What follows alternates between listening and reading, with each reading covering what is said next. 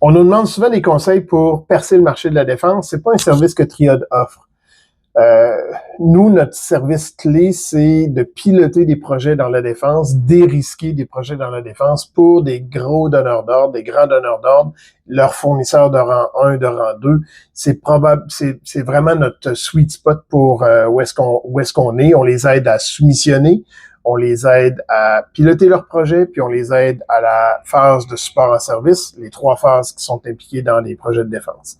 Maintenant, si vous êtes un sous-traitant, ou un fournisseur potentiel pour le marché de la défense. J'ai déjà fait des capsules là-dessus. C'est un marché super intéressant. C'est un marché où il y a de l'ouverture, où est-ce que de plus en plus on veut du Buy Canada.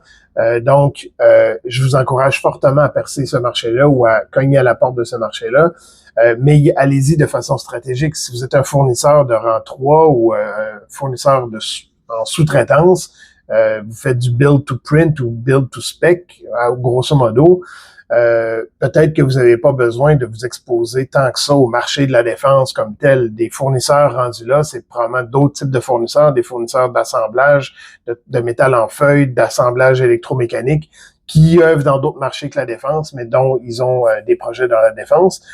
Fait que vous aurez probablement pas besoin non plus d'avoir toutes les certifications qu'il faut pour la défense. Fait que ça, c'est un investissement de moins. Surtout quand la certification en cybersécurité va embarquer, ça va coûter les yeux de la tête.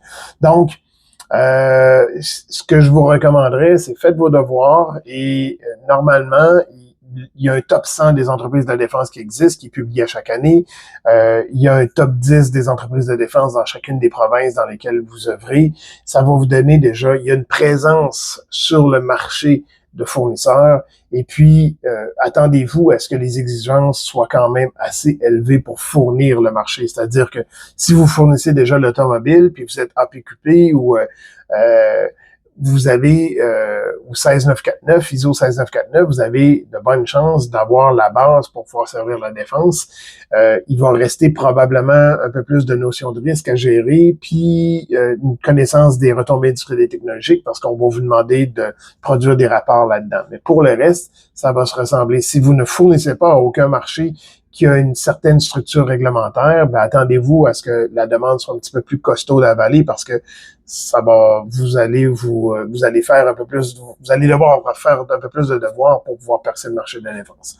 Donc, il y a un paquet d'entreprises qui existent, qui font un appel d'offres, c'est souvent sur invitation, donc c'est pas public quand c'est entre entreprises en B2B.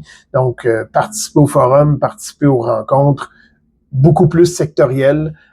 Ça va vous aider à comprendre qui fait quoi dans les joueurs. Puis, je vous souhaite bonne chance. Dans tous les cas, si vous avez des questions, n'hésitez pas à m'envoyer des questions, à me shooter une question sur LinkedIn ou à écrire au bas de cette publication-là vos questions. Je tâcherai d'y répondre du mieux que je peux.